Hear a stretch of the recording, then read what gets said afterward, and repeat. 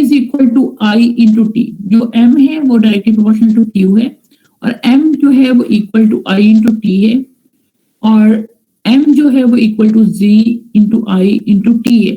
अब i इसमें क्या है, i एम्पियर्स में है आपका, 1 एम्पियर के इक्वल है, t टाइम के इक्वल है, z जो है वो आपका इक्विवेलेंट है, केमिकल इक्विवेलेंट के बराबर है। तो अगर हमारा 1 सेकेंड के लिए हम 1 एम्पियर इलेक्ट्रिसिटी पास करेंगे तो जो m होगा वो z के इक्वल हो जाएगा। तो इसे हम कहेंगे कि ये आप दोनों लॉज को हमने यहाँ पे कंबाइन कर दिया। और अगर आप इलेक्ट्रिसिटी के यूनिट्स की बात करते हैं तो इलेक्ट्रिसिटी के यूनिट्स फैराडे हैं and when 1 Faraday is passed 1 gram equivalent of a substance is released। और उसके लिए जो है वो 96500 कॉलम जो है वो इलेक्ट्रिसिटी के आप पास करते हैं तो that is equal to 1 Faraday। यहाँ पे फिर आगे इन्होंने डिफरेंट क्वांटिटीज दी हुई हैं। 1 मोल ऑफ सिल्वर जो है वो 1 Faraday का होगा तो 1 मोल ऑफ सिल्वर निकलेगा। अगर आपका 2 Faraday आप पास करेंगे तो 1 मोल ऑफ कॉपर निकलेगा। आई एम कन्वर्ट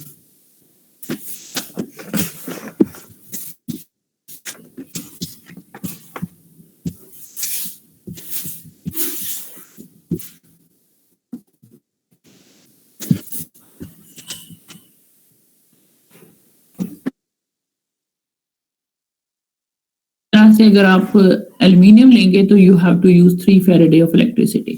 तो मतलब है कि flow of 1 mole of electron जो है वो उसके लिए आपको 1 Faraday ऑफ इलेक्ट्रिसिटी रिक्वायर्ड है। और ये हमारा ग्राम इक्विवेलेंट मैंने लास्ट टाइम आपके साथ डिस्कस किया था, अगर आपको याद हो तो ग्राम इक्विवेलेंट जो होता है वो किसी भी सब्सटेंस का 1 Faraday ऑफ इलेक्ट्रिसिटी जब उसमें से पास होती है तो that releases 1 gram equivalent of a substance. और 1 ग्राम इक्विवेलेंट बेसिकली हम लेते हैं 1 मोल ऑफ इलेक्ट्रॉन का फ्लो जब होता है तो हम कहते हैं कि that is equal to 1 Faraday। यहाँ पे आपको इक्वेशन फॉर्म में भी लिखा हुआ मिल जाता है 1 Faraday is equal to 96500 coulombs and that is equal to 1 mole of electron. तो आपको डिपेंड देखना पड़ता है कि कॉपर के 2 मोल्स ऑफ इलेक्ट्रॉन फ्लो होते हैं तो 1 कॉपर जो है वो कन्वर्ट होता है into its ionic form. Aluminium के 3 मोल ऑफ इलेक्ट्रॉन जब आपके रिलीज होते हैं या गेन होते हैं तो हम कहते हैं कि that is equal to 1 mole of aluminium जो है that is converted into ionic form, जो वो 3 मोल ऑफ इलेक्ट्रॉन को फ्लो कर देता है। तो इनकी इंपॉर्टेंस जो है इनकी रिलेशन की वो क्या है, इससे ये है कि हम लोग बहुत सारे जितने भी हैं कंपाउंड्स उनको एक दूसरों के साथ रिलेट कर पाते हैं। इन्होंने यहाँ पे एक एक्सपेरिमेंट दिया हुआ है, डिफरेंट इलेक्ट्रोलाइटिक सॉल्यूशंस जो हैं वो हम उनमें से अगर एक जितनी इलेक्ट्रिसिटी पास करेंगे और फिर उतने नंबर ऑफ आयंस कितने डिपॉजिट होंगे वो उन्होंने इसके लिए फाइंड आउट किया हुआ है। ये आप इसको देख लीजिएगा, ये आपको अच्छे से समझ आ जाएगा। And here is some numerical, you will solve this numerical, that will helpful, आपको अंडरस्टैंड करने में हेल्पफुल हो जाएंगे। अब हमारा जो सिलेबस स्टार्ट होता है वो स्टार्ट होता है यहाँ से कंडक्टेंस ऑफ इलेक्ट्रोलाइट से। इलेक्ट्रोलाइट की कंडक्टेंस क्या है? The power of an electrolyte to conduct electricity, electric current is termed as conductivity और conductance. So you will say the power of electrolyte. If a substance is able to conduct electricity, then we will say it is a conductor. So if there is a power of any compound or any substance to conduct electricity, that is called as conductance or that is called as conductivity. अब अगर आप इसको देखें तो आप इसे mathematically I is equal to E over R है। E जो है वो पोटेंशियल डिफरेंस है, R जो है वो रेजिस्टेंस है। The resistance R of a conductor is directly proportional to its length and inversely proportional to the area of cross section. अब R is directly proportional to L over A है। L जो है वो length है, A जो है वो area है। जब हम रेसिप्रोकल का साइन यहाँ से खत्म प्रोपोर्शनलिटी का साइन खत्म करते हैं तो आपको रो आ जाती है। रो जो है that is called as a specific resistance. Specific resistance is equal to R into A over L। और स्पेसिफिक रेजिस्टेंस तब होती है जब हम उसमें एरिया डिफाइन करते हैं कि जी 1 सेंटीमीटर उसकी लेंथ है और 1 स्क्वायर सेंटीमीटर जो है वो उसका एरिया है। जब इस तरह से होता है 1 स्क्वायर सेंटीमीटर जब उसका एरिया होता है तो हम कहते हैं कि this is rho. So what is conductance, what is resistance, and then what is specific resistance, that all is given here. जब हम रेजिस्टेंस लेते हैं तो रेजिस्टेंस के जो यूनिट होते हैं वो ओहम होते हैं, पर ओहम, और जब हम लेते हैं उस ओहम होते हैं, और जब हम उसकी रेजिस्टिविटी लेते हैं तो that is ohm into centimetre जो है, that is resistance of a specific resistance of a substance.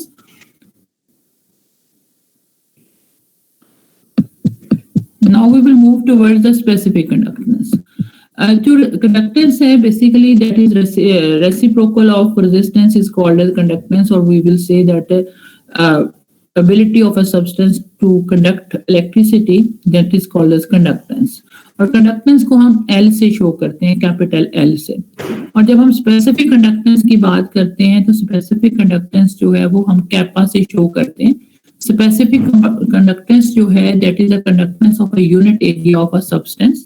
Unit area of a substance का मतलब होता है कि उसकी लेंथ जो है वो 1 सेंटीमीटर स्क्वायर होगा, और लेंथ जो है वो 1 सेंटीमीटर क्यूब होगी, और we will say that is a conductance of a cubic centimeter of a substance is called as conductance, specific conductance.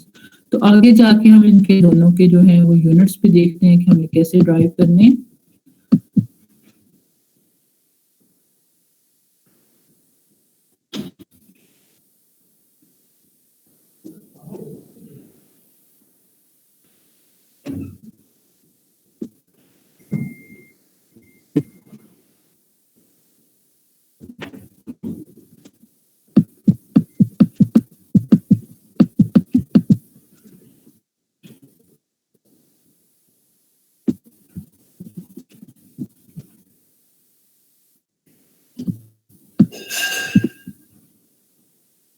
यहाँ से आपके दो पेजेस मिस हो गए हैं, मैं भी आपको दोबारा से पेज शेयर कर दूंगी। उसमें आपके पास जो आएगा वो इनकी हम लोग कैलकुलेट करेंगे कि इक्विवेलेंट कंडक्टेंस क्या है और इक्विवेलेंट कंडक्टेंस की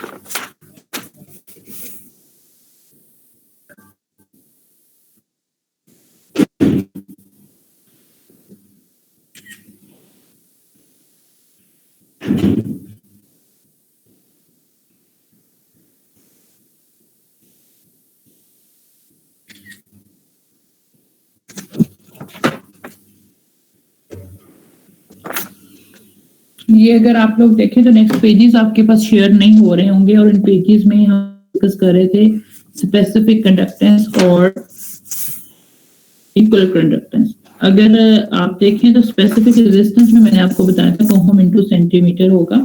जब हम कंडक्टेंस पे जाते हैं स्पेसिफिक कंडक्टेंस पे, तो स्पेसिफिक कंडक्टेंस मैंने अभी आपके व्हाट्सएप ग्रुप पे ये 2 पेजेस शेयर किए हैं। अगर आप लोग अपना व्हाट्सएप ग्रुप ओपन करेंगे तो यू विल सी देयर कि आपके पास kappa is equal to 1/ρ, kappa is equal to 1/ρ, reciprocal of the specific resistance जो है that is equal to kappa. Kappa is equal to 1/r into L/A, 1/r into L/A, R for resistance, L is for the length, A for the area। और अगर आप इसके units calculate करना चाहें तो resistance के यूनिट्स जो है वो ओहम है, लेंथ के सेंटीमीटर है, और आपके एरिया के सेंटीमीटर स्क्वायर है। तो जब आप इसको फाइंड आउट करेंगे तो दैट बिकम्स पर ओम पर सेंटीमीटर जो है that will be the units of the specific conductance. तो स्पेसिफिक कंडक्टेंस जो है ना वो हम कहते हैं कि इंक्रीज होती है, डिक्रीज होती है ऑन डाइल्यूशन। जब हम किसी सब्सटेंस को डाइल्यूट कर देते हैं तो उसकी स्पेसिफिक कंडक्टेंस जो है वो डिक्रीज हो जाती है। तो उसकी रीजन क्या होती है कि उसकी रीजन ये होती है कि सब्सटेंस में नंबर ऑफ आयंस जो हैं वो डिक्रीज हो जाते हैं। डाइल्यूट करने से आपकी जो अमाउंट ऑफ सब्सटेंस है वो सेम रहती है, एरिया और जो है वो बढ़ जाता है, और आपने दोबारा जो कंडक्टेंस लेनी है वो आपने 1 सेंटीमीटर क्यूब की ही कंडक्टेंस लेनी है। तो जब आप 1 सेंटीमीटर क्यूब वॉल्यूम की कंडक्टेंस लेंगे और वॉल्यूम आप डाइल्यूशन से इंक्रीज कर चुके होंगे तो उसमें नंबर ऑफ आयंस जो है वो डिक्रीज हो चुके होंगे, और जब नंबर ऑफ आयंस डिक्रीज हो चुके होंगे तो आपका as a result of that जो है वो कंडक्टेंस जो है वो डिक्रीज हो जाएगी। तो ऑन डाइल्यूशन जो है वो स्पेसिफिक कंडक्टेंस जो है वो डिक्रीज होती है, ऑल्दो कि उतने फोल्ड डिक्रीज नहीं होती जितने फोल्ड उसको डिक्रीज होना चाहिए। उसकी रीजन ये है कि जब आयंस जो होते हैं वो स्ट्रॉन्ग इलेक्ट्रोलाइट्स होते हैं, वो एक दूसरे को अट्रैक्ट करते हैं, उनकी मूवमेंट स्लो होती है।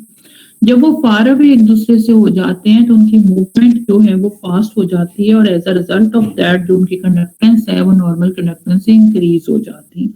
लेकिन due to the number of ions की डिक्रीज की वजह से कंडक्टेंस जो है ओवरऑल जो है वो डिक्रीज आपको एक नजर आता है in the case of specific conductance. Next week जो है वो आपके साथ इक्विवेलेंट कंडक्टेंस और units of equivalent conductance and molar conductance and units and effect of dilution and effect of temperature जो है ये 4 टॉपिक्स आपके साथ नेक्स्ट लेक्चर में शेयर करूंगी। आप लोग इसको देख लीजिएगा। ओवरऑल अभी क्योंकि आज मैंने नया लैपटॉप लिया था, थोड़े से मुझे प्रॉब्लम्स आ रहे हैं, तो इंशाल्लाह जो है नेक्स्ट वीक जो है वो आपको मेरी प्रॉब्लम जो है मैं वो सॉल्व कर दूंगी। Hopefully that will be a better lecture than this one. Exams तो नहीं होने वाले स्टूडेंट्स?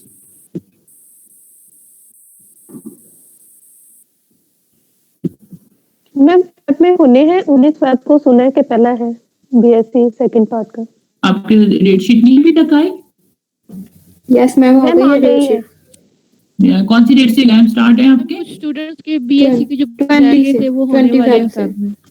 20 फेब से है, इसका मतलब अभी तो आपके पास काफी टाइम है, तो इसलिए हमारे लेक्चर जो है फिर जनवरी में इंशाल्लाह हम लोग कंटिन्यू ही रखेंगे, तो फेब में फिर मैं आपको ऑफ दूंगी। ठीक है, तो नेक्स्ट लेक्चर जो है वो इसी टाइम नॉर्मली होगा। ये कुछ हमें नेट प्रॉब्लम्स और कुछ कंप्यूटर की वजह से प्रॉब्लम्स आते हैं। एनीवे मैं आपका लेक्चर इंशाल्लाह एवरी ट्यूसडे जो है वो मॉर्निंग में 9 बजे लिया करूंगी। ओके जी, ओके, अल्लाह हाफिज। ओके, अल्लाह हाफिज मैम।